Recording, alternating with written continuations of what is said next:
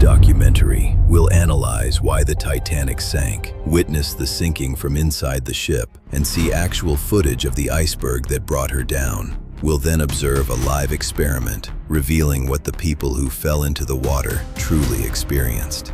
From there, we'll examine the most incredible theories surrounding the disaster and uncover the moment the Titanic was discovered for the very first time. And finally, we'll take a tour through the ship's magnificent wreckage.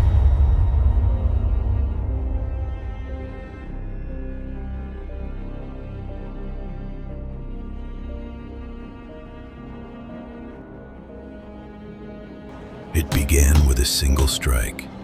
In the shipyards of Belfast, men shaped steel with their bare hands. Rivet by rivet, they built a giant.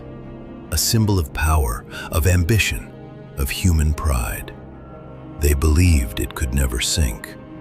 But there was something they didn't know. Something far more important.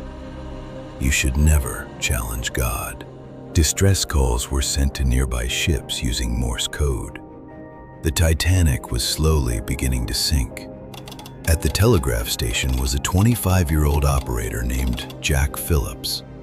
He never left his post, even as the communication room began to flood. That young man remained at his station until the very end, acting with extraordinary courage. But in the end, nothing he did could change the outcome.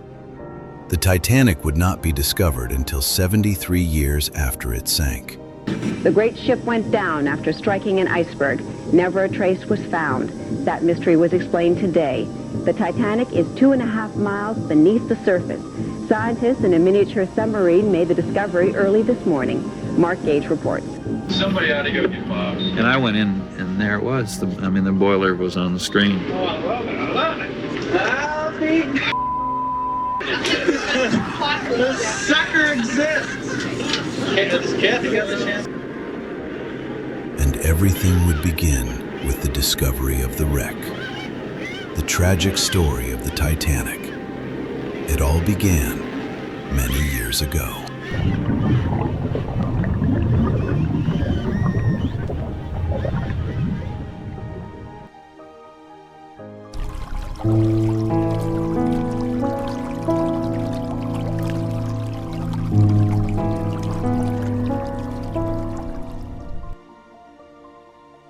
In 1912, 111 years ago, a headline ran in bold across the front pages. Titanic sets out on her maiden voyage. An image of the ship and her ticket prices were also featured in the newspapers. The story of the Titanic was, at its core, a story of defiance. Transatlantic passenger travel was a fiercely competitive and highly profitable industry, with rival shipping lines racing to carry wealthy travelers and emigrants across the Atlantic. Two companies in particular were locked in a fierce contest: White Star Line and Cunard. Cunard was building two ships designed to break speed records crossing the Atlantic Ocean. White Star Line wanted to fire back, but instead of racing for speed, they chose a different path entirely. In 1908, the company assembled what amounted to an army of laborers, the majority of them Irish workers. Their ambition was to build a passenger ship unlike anything the world had ever seen. The largest, most luxurious, and most comfortable vessels ever designed. Maybe we're not the fastest, but who wants to spend an ocean crossing hunched over a railing? That was their motto. Their goal was to dominate the route between Europe and America within 5 years. Eventually, the enormous RMS Olympic was launched, the largest ship the world had ever seen at that point. Weighing in at 45,000 tons, she was capable of carrying 1,000 passengers. Shortly after, the company was ready to launch their true crown jewel, RMS Titanic. Approximately 14,000 workers had built her, and 200,000 people gathered just to witness the Titanic's launch into the water. Those who watched her slide into the sea later said it felt as if the ground itself was moving, not the ship. For the people of that era, This vessel was beyond anything they could have imagined. One of the Titanic's anchors alone weighed 15 tons. The interior was furnished with the most extravagant and expensive fittings money could buy. Some critics felt that money should have been invested in technology instead of spectacle. After all, ships with 4 propellers and far greater maneuverability were already being built at the time. But White Star Line had no interest in leading with technology. That was never their game. The Titanic was set to depart England on April 10, 1912, for her maiden voyage. Her destination, New York. Under the command of Captain Smith, she left England at midday. She would first call at the French port of Cherbourg, then stop at Queenstown before making the open ocean crossing to New York.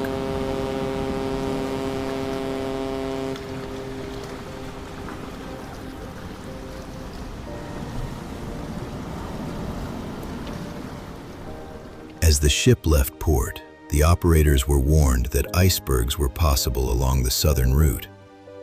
This was nothing new. Such warnings were routine on the Atlantic and were generally treated as a matter of course.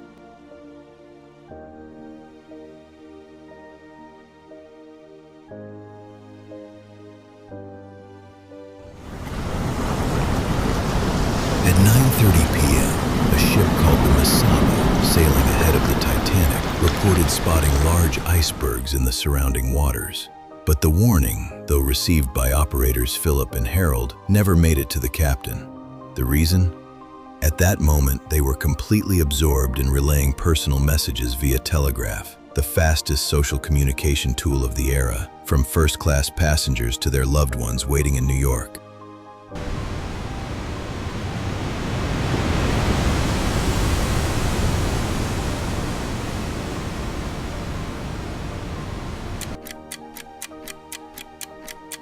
The air had turned bitterly cold all at once. It was as if death's icy breath was lurking somewhere out there in the dark. The sea was like a sheet of glass. The Titanic had crow's nest lookout stations, with 2 watchmen rotating every 2 hours. Midnight was approaching. The ship was sailing south of the Grand Banks. One of the lookouts suddenly spotted something ahead, something he couldn't quite make out in the darkness. He couldn't see what it was, but it was an iceberg. Frederick rang the ship's bell 3 times and called the bridge. First Officer Murdoch shouted, "Hard to starboard!" a command used to swing the ship's rudder sharply to one side. But even though the ship was traveling at only 40 kilometers per hour, stopping that massive hull was now impossible. Just 37 seconds later, at 11:40 p.m., the ship struck the iceberg on her starboard side. The iceberg sliced through the hull like a razor blade. Buckles formed at multiple points along the keel. The rivets below the waterline snapped loose, and 5 compartments began flooding. Captain Smith summoned the ship's designer, Thomas, and demanded a damage report. When Thomas descended to inspect the compartments, his worst fear had come true. "This compartment is taking on water at 400 tons per minute." The ship was beyond saving, and they all knew it. There was only one thing left to do: abandon ship as quickly as possible. The captain announced that women and children would board the lifeboats first. Passengers were immediately awakened and told to evacuate. Panic had completely taken over the ship. One of the critical tasks at that moment was calling for help. In an emergency at sea, Morse distress signals were sent to nearby ships. But the communications room operators had been spending the entire voyage relaying personal telegrams from wealthy first-class passengers to their families and delivering incoming messages in return, because passengers paid for that service, and the operators had little interest in handling routine maritime traffic. Throughout the voyage, various ships had been sending in information and warnings. For example, the Californian, sailing further north, had been unable to push through dense ice fields earlier that evening and had been searching for an alternate route. They ultimately decided to stop and wait out the night where they were. Before going to sleep, the Californian's operator, Livingston, had sent the Titanic a message. "Listen, we're stuck here. Can't move through the icebergs. Be careful." Titanic operator Philip, overwhelmed by the flood of incoming messages, had snapped back at the Californian's operator. "Shut up! I'm extremely busy and I'm working." Shortly afterward, Captain Smith arrived and personally ordered the operators to send out a distress call immediately. The operators could reach any ship within a 400-mile radius. The Californian, just 30 minutes away, wasn't responding. As the minutes passed, the first ship to answer the distress call was the Frankfurt, but she was too far away, and they said, "Contact another vessel." They waited for a closer ship to respond, and the Carpathia finally came back to them. The Carpathia was now their only hope, and she was already underway. By their calculations, the ship would take 4 hours to arrive, but they only had 2 hours left. They understood that no help could reach them in time. The forward section of the ship had completely filled with water, and the stern had begun to lift into the air. Meanwhile, the Californian's officer reported to Captain Lord just after midnight, at 1:15 a.m., that a rocket had been fired from the Titanic. Captain Lord wanted to know whether the rockets were a distress signal. These rockets, more precisely flares, were signaling devices that emitted bright light and were used for identification. The colors of the emergency flares sent by the Titanic were different from standard ones. Due to a gap in maritime regulations at the time, Captain Lord was confused and couldn't determine whether the flares constituted a true emergency signal. At 1:50 a.m., 3 more flares were fired from the Titanic, and the Californian's officer noted that the Titanic appeared to be listing in the water. This meant the stern had risen roughly 45 degrees into the air. At 2:15 a.m., Captain Lord was informed that the Titanic was no longer visible. At 5:30 a.m., the Californian's operator tried to send a message to Titanic operator Philip. What he didn't know was that Philip was already resting in the depths of the Atlantic Ocean. The Titanic had struck the iceberg at 11:40 p.m. and was completely submerged by 2:20 a.m. By the early hours of the morning, one of the ships that had set out arrived on the scene. Some of those who were still alive that day survived the disaster. Footage taken from one of the rescue ships shows the very iceberg that sank the Titanic, and you can clearly see the marks left by the collision. Looking at the fractures in the iceberg, the path the ship carved through it is unmistakable. And that vessel there, that is the Carpathia. Had her captain heeded the warning signals and come sooner, hundreds more lives might have been saved. Dr. Mike is an expert on survival conditions. He will conduct an experiment to demonstrate what killed the people who survived in the water after the Titanic sank. First, the water temperature in the Atlantic Ocean, where the Titanic sank in 1912, was set to a specific degree. Approximately 12 degrees. It is known that the temperature is normally 5 to 6 degrees lower, but it was set to 12 degrees for safety reasons. First, the volunteers' dexterity and strength were assessed.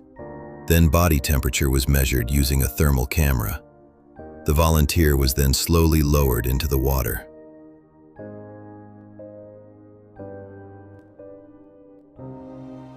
The sudden drop in water temperature began to rapidly stimulate the cold receptors. At this point, after the central nervous system detected the situation, it began to involuntarily move the body to generate heat.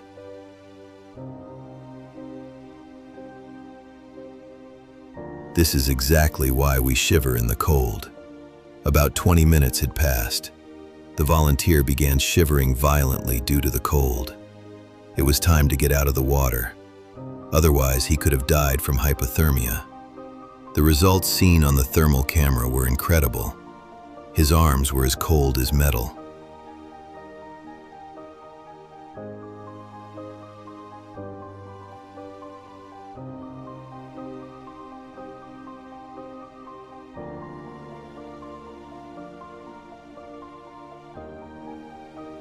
It's well established that the ship struck an iceberg and sank, and until recently, no other cause was seriously considered. The very idea of her sinking had seemed impossible. The iceberg had sliced through the Titanic's hull like a razor blade. So had cheap materials been used in her construction? In the early 1900s, steel was only just beginning to be adopted in shipbuilding, and there were real challenges in working with it at the time. The Titanic's forward hull sections had been fastened with older wrought iron rivets. These rivets were driven through two metal plates, and then the protruding end was melted down and flattened, effectively binding the plates together like a weld. When tested under experimental conditions, they proved remarkably strong. At the ship's speed, a direct lateral impact should not have been enough to sink her. So how did she sink? Something had been overlooked. The iron rivets were perfectly sound, more than capable of handling any blow that ship might reasonably take. But the fatal damage didn't come from a direct lateral impact. It came from friction. The Titanic sideswiped the iceberg, and as she scraped along it, the rivets, whose heads protruded outward in a mushroom shape, popped loose one by one. Ultimately, a gap of roughly 9 meters opened along the hull.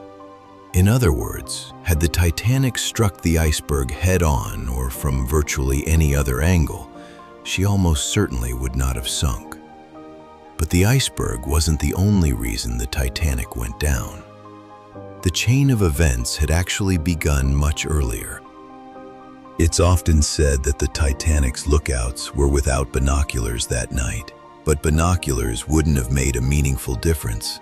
People spot distant objects with the naked eye first, then reach for binoculars to get a closer look. So saying they definitely would have seen the iceberg with binoculars doesn't really hold up.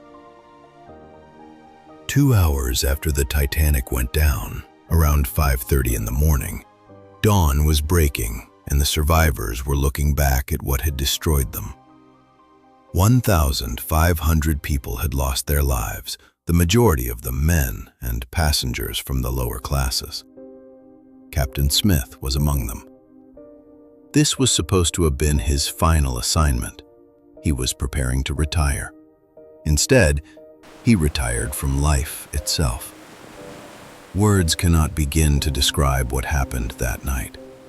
Just 3 hours earlier, these were people talking in their cabins, laughing, sharing stories. They had tucked their children in and kissed them goodnight. But within 3 hours, mothers would surrender the children they had cherished to ice-cold waters. Fathers would watch helplessly as their families slipped away from them. Some spouses would be widowed. Some children would be orphaned. But no one who survived that night would ever forget it. I couldn't understand it, so I came out of my cabin and I thought, well, I'd go forward. And I went forward to the well deck on the starboard side, and I could see ice in the well deck. There's no sign of iceberg then, because he'd passed us. And then A digital map of the famous Titanic has been created, which may help lift the veil of mystery surrounding it. Created by combining numerous images, these visuals could completely rewrite everything we know about the Titanic in the near future. The ship, which set sail in 1912 and sank after colliding with an iceberg due to an incredible convergence of unlikely events, was buried in the depths of the Atlantic Ocean, along with approximately 1,500 people.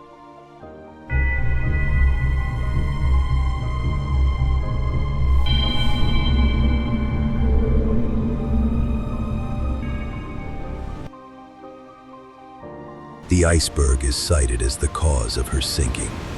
The theory goes that after the impact, the ship began taking on water and eventually went under. But with the technological advancements that produced these deep-sea scans, allowing us to examine the ship from angles never before possible, the full truth of what happened to the Titanic on her very first and final voyage may finally be within reach. So what exactly will this new scan accomplish? I first went to the Titanic about 5 years ago on an expedition because nobody had been to the Titanic then for 14 years. And what we were looking at is what's the state of the Titanic. And it was extraordinary, and Titanic just captures you in a way. So what I really wanted to do was to be able to go back and break new ground, to actually capture the Titanic in a way that we could properly use science to look at what happened on that fateful night. And we met up with deep water specialists, Magellan, and they extraordinary expedition to the Titanic to capture literally every rivet, every detail. In 2022, Magellan, a deep-sea mapping company, joined forces with Atlantic Productions, which was producing a documentary about the project, to conduct a series of scans that yielded a three-dimensional reconstruction of the entire wreck. Every square centimeter of the ship and its debris field was mapped. Before the wreck was found, the only confirmed fact was that she had struck an iceberg and sunk. Everything beyond that was secondhand knowledge or guesswork. The Titanic's wreck was finally discovered in 1985.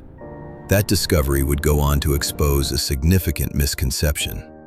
Because the wreck could not be examined in 1912, Senator William Smith's official conclusion was that the Titanic had sunk intact, in one piece.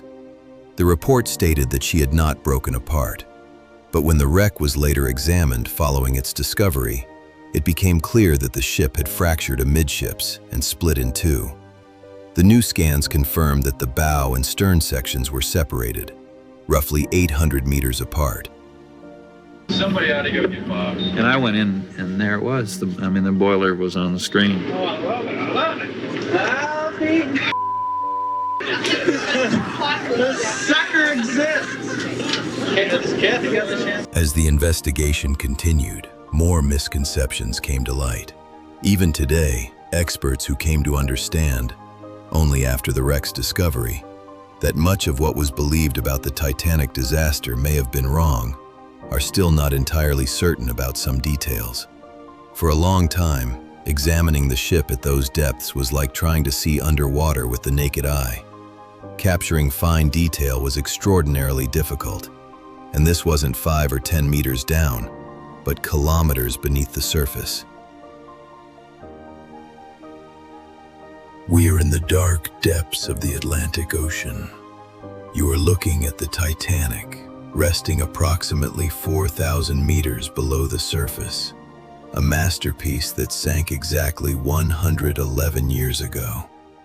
Over this long passage of time, the ship has been caught in the grip of time itself, already deep into the process of disappearing. This is how we've looked at the wreck for years. But a team rolled up their sleeves and, with the help of technology, set out to change that. They spent roughly 220 hours working to capture the wreck in its full dimensions. Every angle was scanned in extraordinary detail. More than 700,000 images were captured and assembled. The result? A massive, full-scale, three-dimensional rendering of the ship. These are not drawings. They're not computer-generated graphics. These are the most photorealistic three-dimensional images ever produced, showing exactly what the interior sections and the complete exterior of the ship look like right now. The level of detail is staggering. You can now read the serial numbers on the propellers. When you look at the Titanic this way, even on a screen, it can be hard to fully grasp her scale. But if we placed even less than half of her inside a stadium, you'd start to understand the kind of grandeur we're talking about.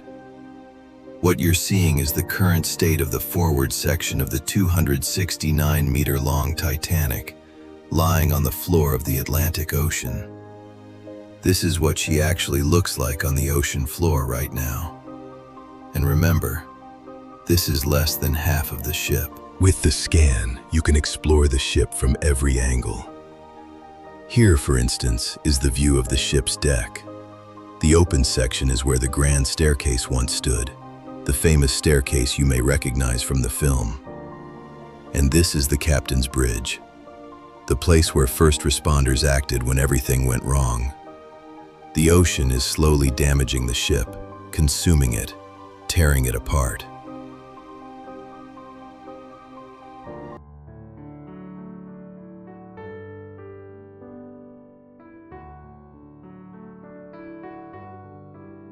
Historians are acutely aware that time is running out to fully understand this maritime tragedy. But this scan is essentially freezing the wreck in time, giving experts the ability to examine every minute detail in depth.